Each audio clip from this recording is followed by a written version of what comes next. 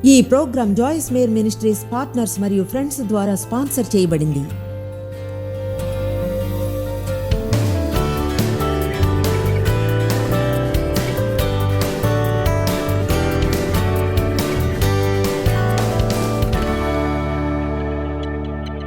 నేను ఆత్మఫలాన్ని గురించి బోధిస్తున్నాను. ప్రేమ, ఆనందం, శాంతి, సహనం, దయ, మంచితనం, విశ్వాసము, సాత్వికత, ఆత్మ నిగ్రహం గురించి. ఈరోజు నేను దయ మరియు మంచితనం గురించి బోధిస్తా.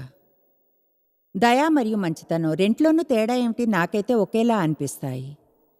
చూడండి, దయ అనేది ఎక్కువగా మనం జీవించే వైఖరిని గురించి, మంచితనం అనేది ఎక్కువగా మనం చేసే పనులను గురించి.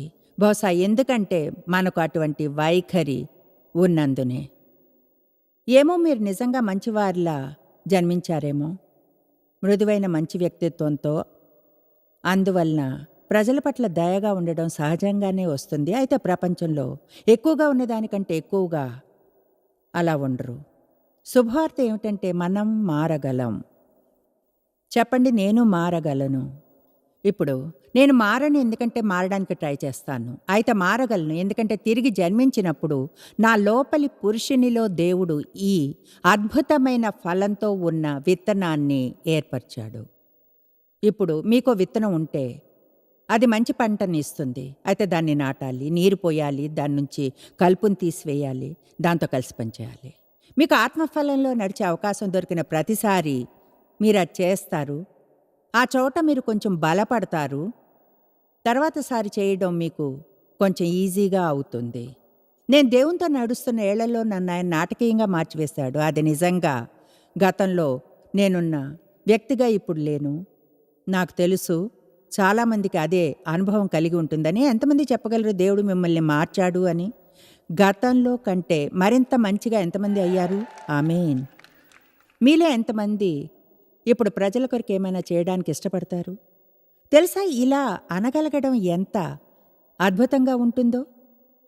గతంలో ఎలా ఉండేవారో గుర్తుకు తెచ్చుకుని, ఒక్క నిమిషం గుర్తుకు తెచ్చుకుందాం.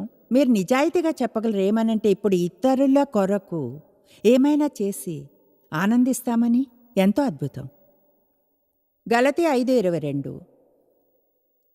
అయితే ఆత్మఫలం ఏమనగా లోపల ఆయన సన్నిధిలో పూర్తి చేయబడే కార్యం. ప్రేమ, సంతోషము, ఆనందం, సమాధానము, సహనము, శాంతి, దీర్ఘశాంతము. దాని అర్థం ఎంతో దయతో ఉండగలరు. అలాగే మంచితనంతో, దయాళుత్వము, మంచితనము, విశ్వాసము, సాత్వికము అంటే వినయం, విధేయత, ఆశా నిగ్రహం. ఇటు వాటికి విరోధమైన నియమము ఏదీ లేదు. అపవాదికి కూడా మీలో ఏదైనా లోపాన్ని వెతకడం కష్టమవుతుంది. ఒకవేళ మీరు గాని ఈ విధంగా నిరంతరం ఉంటే. గుర్తుంచుకోండి, దేని మీద ఫోకస్ చేస్తే అదే పెరుగుతుంది, పరిణతి చెంది మన జీవితంలో ఎదుగుతుంది. కనుక మీరు కోరుకున్నది పొందడం మీద ఫోకస్ నుంచితే, మీరు కోరుకున్న ప్రతిదీ పొందడానికి మార్గాలను వెతుకుతుంటే అప్పుడు అది మిమ్మల్ని మరింత స్వార్థంగా చేస్తుంది. దాని మీద క్రిస్టియన్ లేబుల్ నుంచినా సరే. అయితే మీరు కానీ ఆత్మఫలం మీద ఫోకస్ నుంచితే, దేవునికి విధేయులై వెళ్ళిన ప్రతి చోట ఆశీర్వాదంగా ఉంటూ అప్పుడు ఎదిగేది, మీ జీవితంలో వృద్ధి చెందేది అదే. నేను మొన్న ఒక సెషన్లో అడిగాను, మీ జీవితంలో ఎంత సమయాన్ని వెచ్చిస్తారని ప్రేమ మీద అధ్యయనానికి, ఆత్మఫలానికి అని. ఆత్మఫలం మీద ఎన్ని పుస్తకాలను చదివారు? ఎన్ని బైబిల్ స్టడీస్ని మీరు చేశారు? ఆత్మఫలం మీద మీ వద్ద ఎన్ని సీడీ సిరీస్ లేక DVD సీరీలు ఉన్నాయి ఆత్మఫలం మీద? నిజంగా బహుశా మనం మన లైబ్రరీని చూసి చెప్పవచ్చును మనకేది ముఖ్యమైందో. ప్రేమ మీద మీరెన్ని బుక్స్ని చదివారు? ఎంత ఎక్కువగా ప్రేమను చదువుతారు? ఎన్నడైనా మీరు 1 కొరింథీ 13ని తీసి నిజంగా అక్కడున్న ప్రతి ఒక్క పదం యొక్క వివరణైనా చూసారా? సహనం అంటే ఏమిటి? దయాళుత్వం అంటే, మంచితనం అంటే, సాత్వికత అంటే. మిమ్మల్ని ప్రోత్సహిస్తున్నాను, దేవునికి ఏది ముఖ్యమో దాన్ని అధ్యయనం చేయమని. 1 తెస్సలోనికైయులు 5. చెప్పాలంటే ఒక విషయం ఉంది. ఎంతగా మీరు ఇలా ప్రవర్తిస్తే అంత సంతోషంగా ఉంటారు. అదేదో ఇది మిగతా వారందరి కోసం అని మీరేమీ అర్థం చేసుకోకుండా ఉండకండి. ఎంతగా మనం ఇలా ప్రవర్తిస్తామో నంబర్ 1 దేవుని ముఖం మీద పెద్ద నవ్వుని చూస్తాం. అది నాకు ముఖ్యం. దేవుని సంతోషపరచాలి కాదంటారా? ఆయనకు చాలామంది ఉన్నారు చూసి బాధపడేలా అవడానికి, కనుక నేను మాత్రం ఆయన్ని సంతోషపరిచే వారిలో ఉంటాను. కనుక మీరు దేవుని సంతోషపరచగలరు.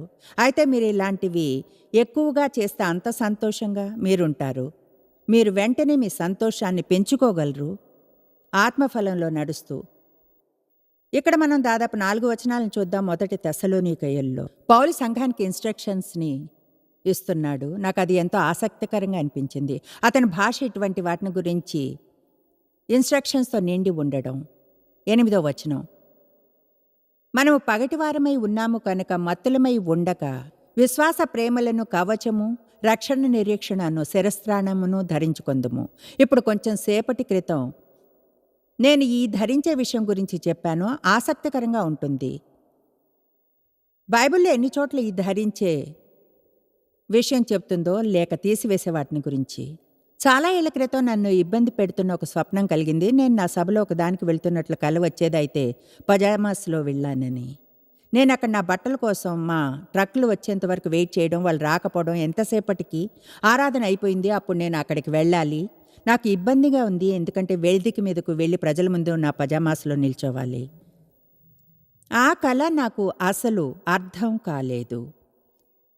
సరే, చాలా ఏళ్ల తర్వాత దేవుడు నాకు ఈ బోధననిచ్చాడు. ప్రేమను ధరించడం గురించి, నీతిని ధరించడం, సమాధానమనే జోళ్లను, కృపను, దయను ధరించడం గురించి.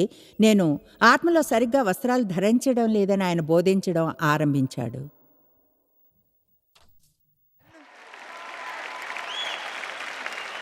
ఇప్పుడు మీరు ఏదైనా ఆత్మికంగా ధరించడం అనేది మానసికంగా సిద్ధపడ్డమే. కనుక నేను మీకు చెప్పగలను, దయగా ఉండలేరు మంచిగా ఎవరి పట్లైనా ఒకవేళ దాని గురించి ఆలోచించుకుంటే. దాని గురించి ఆలోచించాలి. ఈరోజు అయిపోయిన తర్వాత ఏం చేస్తాం అన్న దాని గురించి ఆలోచించడం. ఈరోజు ఎవరికైనా ఆశీర్వాదకరంగా ఉండాలని ప్లాన్ చేశారా? ఈ ఉదయం గురించి ఏమైనా అనుకున్నారా? నేను చేశాను, అదేమిటో చెప్పను, ఎందుకంటే నేను గొప్ప వ్యక్తిని అనుకుంటా. అవును జాయిస్, మీకేం చెప్తున్నాను, నా జీవితంలో చాలా ఏళ్ళు దుఃఖకరంగా ఉన్నాను. చివరికి సంతోషంగా ఎలా ఉండాలో తెలుసుకున్నాను. దానిలో నేను వ్యవహరిస్తాను. ఎందుకనో మీకు తెలుసా, దేవుణ్ణి ఎంత సంతోషపరిస్తే అంతగా ఉంటారు. ఎందుకంటే ఆయన ఆత్మ మీలో ఉంటుంది. పరిశుద్ధాత్మను దుఃఖపరిస్తే మీరు పడతారు. ఆయన నవ్వుతుంటే మీరు నవ్వుతారు. బ్లెస్సింగ్గా ఉండాలని ప్లాన్ చేసుకోండి. ముందుగానే ప్లాన్ చేసుకోండి. ఎవరైనా మిమ్మల్ని బాధ పెట్టినప్పుడు వెంటనే క్షమించాలని ముందుగానే ప్లాన్ చేసుకోండి. త్వరగా క్షమించాలని, వస్తువుల్ని ఇచ్చివేయాలని ముందుగానే ప్లాన్ చేసుకోండి. ప్రజల్ని అభినందించడానికి, ప్రోత్సహించడానికి. ఉదయం లేవగానే ఆలోచించండి, ఓకే దేవా, ఈరోజు నా లక్ష్యం ఇదే. వెళ్ళిన ప్రతి చోట నాకు తెలియదు ఈరోజు ఎంతమందిని చూస్తానో, ఏమో 15, 20, 25. అయితే నేను చూసిన ప్రతి వారికి ఏదైనా చెప్పాలి. దానివల్ల వాళ్ళు నేను అక్కడికి వెళ్ళడానికి ముందు ఉన్నదానికంటే మంచిగా ఫీల్ అయ్యేలా. ఎంతమంది అర్థం చేసుకోగలరు ఎంతగా మీ మీద నుంచి మీ మనసుని తీసివేస్తే అంత ఫ్రీగా అవుతారని? దేవుడు నన్ను విడుదల చేసిన గొప్ప విషయం నా నుంచి నన్ను అంటే నా జీవితం తెలుసా, నేను నేను నేను నేను నేను నేను నేను నాతో నేను విసిగిపోయాను. ఇక్కడ ఎవరైనా ఉన్నారా మీతో మీరు విసిగిపోయిన వారు? మిమ్మల్ని దాటి ముందుకు వెళ్ళాలని ఉందా? అయితే మీరు వెళ్ళగలరు. కానీ చెప్తున్నాను, మీరు ఆ పని సంకల్పంతో చేయాలి. సంకల్పంతో. ఫీల్ అయ్యే వరకు వెయిట్ చేయకూడదు. ఈ ఉదయం లేచినప్పుడు ఎలా అనిపించిందో మీరు తెలుసుకోవాలని కూడా అనుకోరు. ఏదో ఒక కారణానికి ఈ వారాంతంలో నేను కొంచెం ఎక్కువగా అలసిపోయాను. ఎందుకో తెలియదు. తెలుసా? ఎవరికి తెలుసు? మీకు తెలుసా? వెళ్ళి చేయాల్సింది చేస్తా. మీకు అది తెలియదు అయితే ఫిల్ విక్హామ్ వారాంతం అంతటా సిగ్గా ఉన్నారా? ఆయన ఇక్కడ మీకోసం ఆరాధన నడిపించారు, అద్భుతంగా పనిచేశారు. కనుక ఎల్లప్పుడూ ఏదో ప్రజలను బ్లెస్ చేయడానికి మంచిగా ఫీల్ అవనవసరం లేదు. కమాన్, ప్రజలను బ్లెస్ చేయడానికి ఎల్లప్పుడూ మంచిగా ఫీల్ అవనవసరం లేదు అన్నాను. అదే మీ జీవితంలోని స్వభావాన్ని వృద్ధి చేసే భాగం. ముందుకు సాగి ఏం చేయాలో తెలిసింది చేయడం. మీరు అలా చేయాలని ఫీల్ అయినా లేకున్నా సరే, చెడుగా ఫీల్ అవడం అనేది అసహ్యంగా ప్రవర్తించడానికి మంచి సాకు కాదు. ఈ ఉదయాన్ని నాకంత మంచిగా అనిపించలేదు, అలసిపోయిన్నాను. ప్రభువా యేసు సహాయం చేయి. చూడండి, ఇది మీకోసమే. అది ఎలా అంటే అంటే ఇది చేయడం నాకిష్టమే, కానీ ఇది బహుశా 5,000 మందిని కలవడం గురించి. కనుక నేను ఫ్రెష్‌గా ఉంచుకోవాలి. నా వైఖరి మంచిగా ఉండాలి. మనందరికీ తెలుసు, ఒకవేళ కొంచెం ఎక్స్‌ట్రాగా అలసిపోయినా ఇంకొంచెం ఎక్స్‌ట్రాగా కష్టపడాల్సొస్తుందని. వైఖరిని మంచిగా ఉంచుకోవడానికి. కనుక సంకల్పంతో కొన్నిటిని ప్లాన్ చేసుకున్నాను. నాకు తెలిసినవి, కొంతమందికి చేయాలనుకున్నవి. ఈరోజు ఇంటికి వెళ్ళినప్పుడు చెప్తున్నాను, ఎంతగా మీ మీద నుంచి మీ మనసును తీసివేస్తే అంత ఫ్రీగా, అంత సంతోషంగా మీరుండగలరు. కనుక మళ్ళీ అడుగుతున్నాను, మీరు పైకి గట్టిగా చెప్పాలని అనుకోవడం లేదు. మీరు ఒక జాబితాను వేసుకునేలా చేస్తున్నాను అంతే. క్రితంసారి ఎప్పుడు మీరు కూర్చుని దయను గురించి అసలు ప్లాన్ చేశారు? లేదా మంచితనం గురించి? ఈ విషయాలను మనం ప్లాన్ చేసుకోవాలి. మీరు ప్రేమను ధరించడం అంటే మీ మనస్సును ప్రేమలో నడిపించడానికి సెట్ చేసుకోవడమే. మంచితనాన్ని ధరించడానికి ఎవరి పట్లైనా మంచిగా ఉండేలా మనస్సుని సెట్ చేసుకోవాలి. దయను ధరించడం అంటే ముందుగానే నిర్ణయించుకోవడం. ప్రజలు ఈనాడు నాకిష్టమైన రీతిలో చేయాలన్నట్లు చేయరు. వారి మీద ఒత్తిడిని తేను. ఇలా చెప్తానంతే, నో ప్రాబ్లం.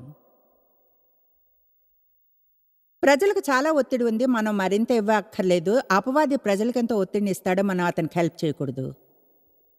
ఆమేన్. మీరు సంతోషపడ్డం మంచిది. నేను నా సందేశాన్ని మార్చను. ప్రేమను ధరించండి. 13వ వచనం. మరియు సహోదరులారా, వేడుకొనుచున్నాము, మీలో ప్రయాసపడుచున్న వారిని వారెవరో గుర్తించి అభినందించి వారందరినీ గౌరవించండి. ప్రభునందు మీకు పైవారయుండి మీకు బుద్ధి చెప్పు వారిని మన్నన చేసి వారి పనిని బట్టి వారిని ప్రేమతో మిక్కిలి ఘనముగా ఎంచవలను. తప్పు వచనం చదివాను. 13వ వచనం. వారి పన్ని బట్టి వారిని ప్రేమతో మిక్కిలి ఘనముగా ఎంచవలనని వేడుకొనుచున్నాము. మరియు ఒకంతోనొకడు సమాధానముగా ఉండుడి. అంటే ఇక్కడ 2 వచనాల్లో ప్రేమను గురించి మాట్లాడాడు. ఇప్పుడు శాంతిని గురించి చెప్తున్నాడు. 14వ వచనం. మిమ్మల్ని వేడుకొనుచున్నాము సహోదరులారా, మేము మీకు బోధించినది ఏమనగా అక్రమంగా నడుచుకుని వారికి బుద్ధి చెప్పుడి, లోఫర్స్కి, అక్రమంగా ఉండేవారికి, ధైర్యము చెడిన వారిని ధైర్యపరచుడి, బలహీనులకు ఊతనీయుడి. బలహీనులకు ఊతనీయుడి. అందరి ఎడల దీర్ఘశాంతము గలవారై ఉండుడి. 15వ వచనం. ఎవన్నో కీళ్లకు ప్రతికీడు ఎవనికైనా చేయకుండా చూచుకోండి. మీరు ఒకని ఎడల ఒకడును మనుషుల అందరి ఎడలను ఎల్లప్పుడూ మేలైన దాన్ని అనుసరించి నడుచుకోండి.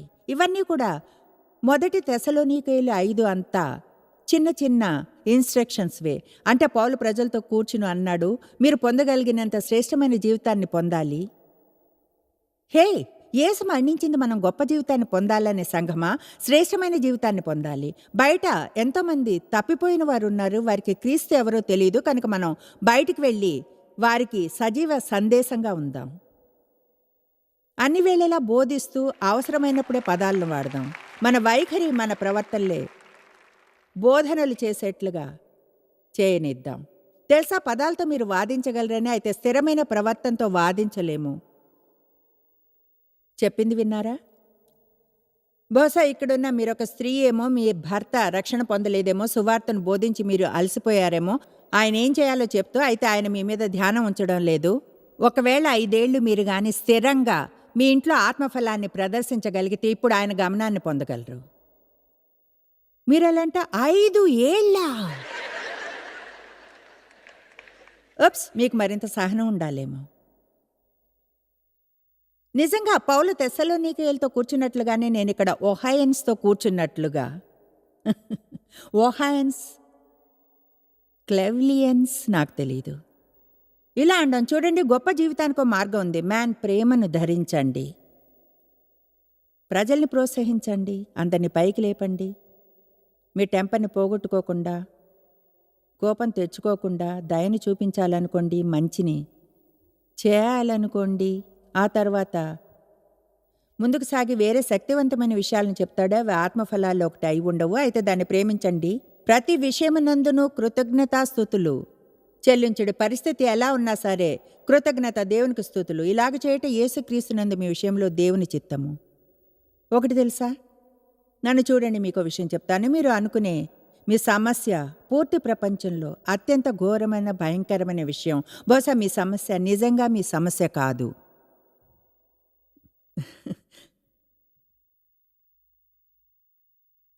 మీరు అనవచ్చు, మరి అయితే నా సమస్య ఏమిటి? చూడండి, మీ సమస్య బహుశా మీ ప్రవర్తనే మీ సమస్య వలన.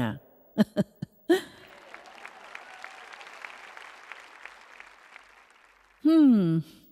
గుర్తుంచుకోండి, నేను ఈరోజు కొంచెం టయర్డ్గా ఉన్నాను, హెల్ప్ చేయండి, ఈజీగా చేయండి. దయ అంటే కరుణ, కరుణ అంటే దయ. అండ్ బాయ్, దేవుని దయ అంటే మనకిష్టం కాదా? ఓ మై గాష్, దయ ఎంతో అద్భుతమైంది. మనం ఏమైనా తప్పులు చేసినా దేవుడు క్షమిస్తాడు. ఆయన జీవితంలోంచి ఎన్నడూ బయటకు తోసేయడు. మనం ప్రతిదీ సరిగ్గా ఆయన చేయాలనుకున్నట్లు చేయనందున ఆయన దయ నిత్య నూతనమైంది. ప్రతి ఉదయం ఆయన ప్రతిరోజు కొత్త బ్యాచ్ని ఇస్తాడని తెలిసింది, ఎందుకంటే నిన్నటిదంతా వాడేశాను. కొంతమంది లేచి, ఇందుకనే రోజు ఉదయాన్నే లేవడం చాలా ముఖ్యం, దేవునితో కొంత సమయం గడపండి. నేను ఉదయాన్నే లేవలేనైతే మీకు పూర్ణంగా భయంకరమైన దుఃఖకరమైన రోజు కావాలా?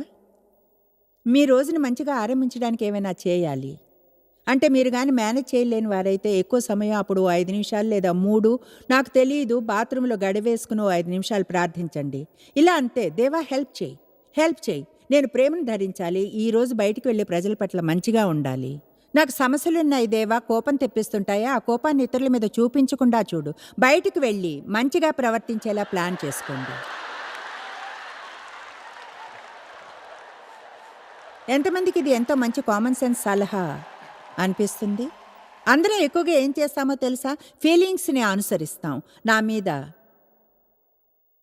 ఈ ఒత్తిడంతా పడింది, మంచిగా అనిపించడం లేదు, నా ప్రవర్తనకి ఏం చేయలేకపోతున్నా, నాకు సమస్యలున్నాయి, మంచిగా ఫీల్ కావడం లేదు. అందరికీ సమస్యలుంటాయి. మీరొక్కరే కాదు సమస్యలుంది, అందరికీ సమస్యలుంటాయి. మీకు ఎటువంటి సమస్య ఉన్నా సరే, ఇక్కడ ఈ రూమ్లో బహుశా మీకున్న దానికంటే ఏనమైన సమస్య ఉన్నవారున్నారు. దయ అనేది అందమైంది. మత్తయి 11:28 చూద్దాం.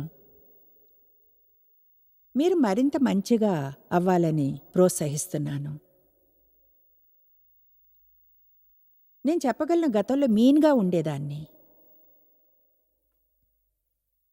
కనీసం ఒప్పుకుంటున్నాను.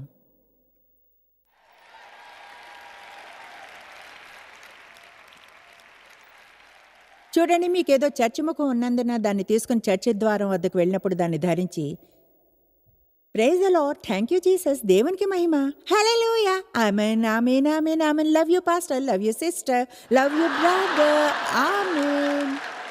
తర్వాత ఇంటికి వెళ్ళి, ఇంట్లో వాళ్ళకి అసలు ఏమైంది, వీటన్నిటినీ సహిస్తూ నేనెంతో అలసి విసిగిపోయాను.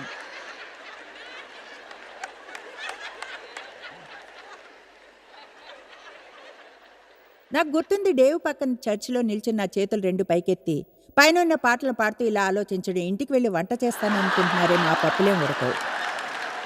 ఆయన చేసేదంతా ఇప్పుడు ఫుట్బాల్ చూడడమే ప్రతిరోజు, కానీ ఇంటి పనంతా నేనే చేయాలి. ఈ పని చేసి చేసి విసిగిపోయాను. I surrender all.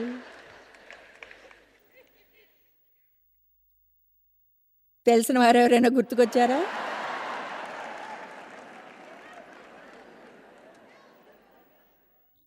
యేసు మనకెందుకంత ఆకర్షణీయంగా ఉంటాడు? ఎందుకంటే ఆయన ఇలా ఉంటాడు కనుక. ఆయన గాని మనల్ని, బయట ప్రపంచంలోని ప్రజలను ఆయనకు ఆకర్షితులు అయ్యేలా మన మాదిరి ద్వారా తన ప్రతినిధులుగా యూజ్ చేసుకుంటుంటే, అప్పుడు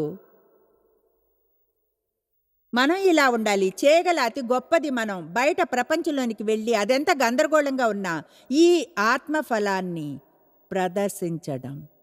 నేనేదో ప్రజలు మిమ్మల్ని యూజ్ చేసుకొనివ్వడం గురించి చెప్పడం లేదు, దేవునిలా ప్రవర్తించడం గురించి చెప్తున్నాను. ప్రజలకు అవసరమైనప్పుడు యేసు చెప్పేవాడు, ప్రజలతో సూటిగా ఉండేవాడు. అయితే ఆయన తన జీవితం నుంచి వారిని తోసేయలేదు. దీని గురించి ఉదయం ఆలోచించాను. బహుశా మనం ప్రజల్ని శిక్షించే ముఖ్య విధానం క్షమించకపోవడం కాదు, అది గోడలను కట్టేస్తాం, వారిని మన జీవితాల్లోంచి తీసేస్తాం మనం అనుకున్నట్లుగా వారు చేయనప్పుడు.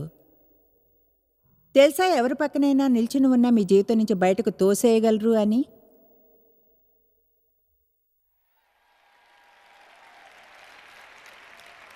మీ ప్రవర్తన కంటే నా బోధన బాగుంది.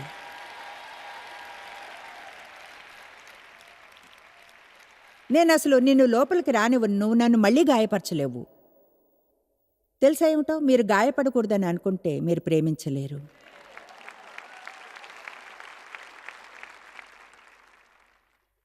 ఇతరులను బయటకు తోసేసి తలుపు వేస్తే మీరు లోపల బందీలవుతారు. ఒకరితో ఒకరు మనం కలిసి ఉండాలి, ఇష్టం ఉన్నా లేకున్నా. గాయపడతారా? అయితే స్వస్థపరిచేవాడు మీ లోపల ఉన్నాడు. ఎవరు మీకేం చేసినా ఆయనే సరిచేస్తాడు. మత్తయి 11:28 యేసు అన్నాడు, ప్రయాసపడి భారం మోసుకొంచున్న సమస్త జనులారా నా వద్దకు రండి, నేను మీకు విశ్రాంతిని కలుగ చేతును. నేను సరళంగా చేసి మీ ఆత్మలను తాజాగా చేస్తాను. నేను సాత్వికుడను, దీన మనసు గలవాడను కనుక మీ మీద నా కాడి ఎత్తుకుని నా వద్ద నేర్చుకొనుడి. మీరు విశ్రాంతిగా సరళంగా ఆనందిస్తూ ఆశీర్వదించబడతారు. అప్పుడు మీ ప్రాణములకు విశ్రాంతి దొరుకును. ఏలయనగా నా కాడి సులువుగాను ఉపయోగకరమైన, మంచిది, కఠినంగా లేకుండా, పదునుగా గుచ్చుకోకుండా, సౌకర్యంగా, ఆనందంగా ఉంటుంది. నా భారము తేలికగాను ఉన్నవి. దీని నుంచి ఏమర్థమైంది? యేసు ఎంతగానో ఆయనతో కలిసి ఉండడం ఎంతో హాయిగా ఉండేది.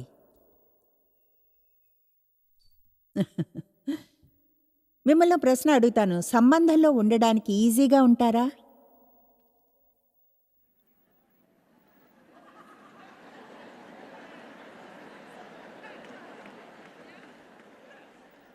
శీల ఆగి మౌనంగా దాని గురించి ఆలోచించండి. కమాన్, కలిసి ఉండడంలో మీరు బాగుంటారా? అదేమిటి? మీకు సంతోషాన్ని ఇచ్చేదెలా? మిమ్మల్ని ఆనందపరచాలంటే ఎలా? ఒక వ్యక్తి ఎంతగా చేసిన కొన్ని తప్పు వాటిని వదిలేసి మంచివి చేయాలంటారు వారిని క్షమించడానికి?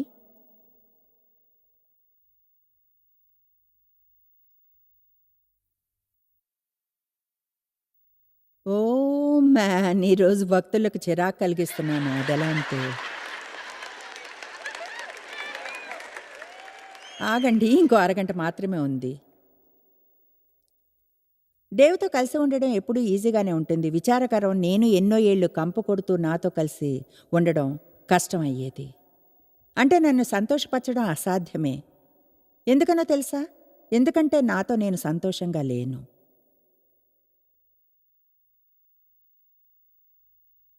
నేనంటే నాకు నచ్చదు కనుక జరిగేది ఏదీ కూడా నాకు నచ్చేది కాదు.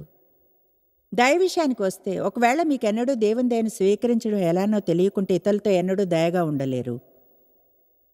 దేవుని కరుణను గాని పొందకుంటే కరుణను చూపలేరు.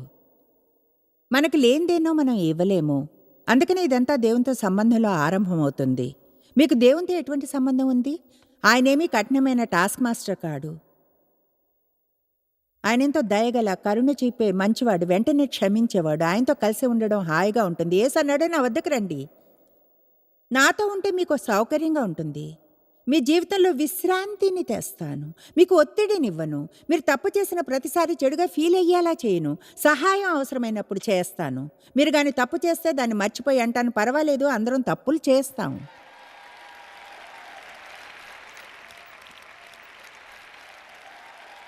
మీరు అనవచ్చు, కానీ జాయిస్ తెలుసా, అలాగాని ప్రవర్తిస్తే ప్రజలు మనపై అధికారం చేయరంటారా? చూడండి, ఒక టైం ఉంటుంది. అవును, ప్రజల కోసం నిలబడవలసిన అవసరం వస్తే, అంటే మీ దగ్గర పనిచేసేవారు ఒకరు ఎప్పుడు లేట్గా వస్తుంటే, రోజు ఇలా నకలే, పర్వాలేదు, టెన్షన్ పడొద్దు, చివరికి ఇలా అనాల్సిందే, మళ్ళీ లేట్గా వస్తే పనిలోంచి తీసేస్తా. అయితే అలా అనడంలోనూ వాళ్ళకి లాభమే చేస్తున్నాం. నేను చెప్పేది, ప్రజలు నిజంగా గందరగోళం చేస్తే, తెలుసా, అందరం తప్పులు చేస్తాం. అదేదో ఒకరి తప్పు కాదు. ఒకవేళ ప్రత్యేకమైన ఒక రోజు నేను వాళ్ళు ఉండాలనుకున్నట్లుగానే ఉండలేకపోతే, హే, మీరు గాని స్త్రీ అయితే మీ అవసరతలు రోజూ మారుతాయి.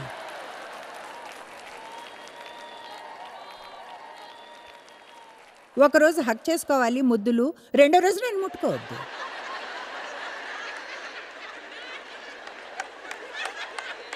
నన్ను ముట్టుకోవద్దు.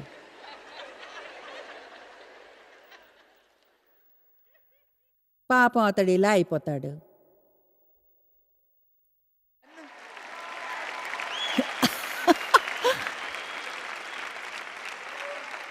ఓకే లేడీస్, నన్ను చూడండి, మిమ్మల్ని ఒక్క నిమిషం ఆట పట్టిస్తాను. మీకు నిజంగా హెల్ప్ చేసేది ఒకటి చెప్తాను, చెప్పేది వింటే. మీకు పెళ్ళై ఉంటే మీ భర్తకు మిమ్మల్ని సంతోషపెట్టే పని ఇవ్వడం మానివేయండి.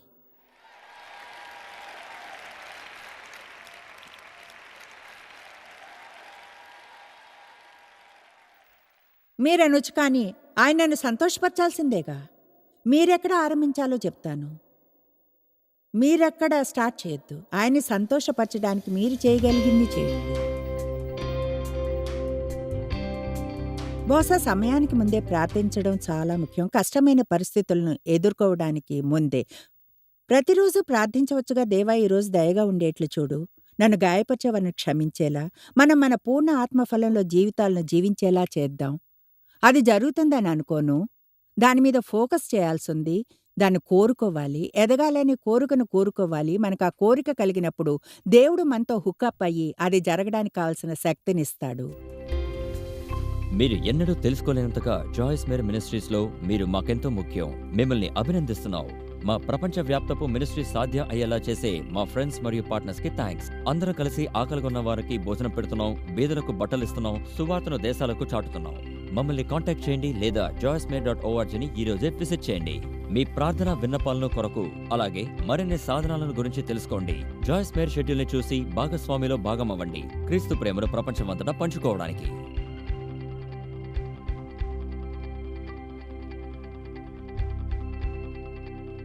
ఈ programme Joyce Meyer Ministries partners మరియు ఫ్రెండ్స్ ద్వారా స్పాన్సర్ చేయబడింది.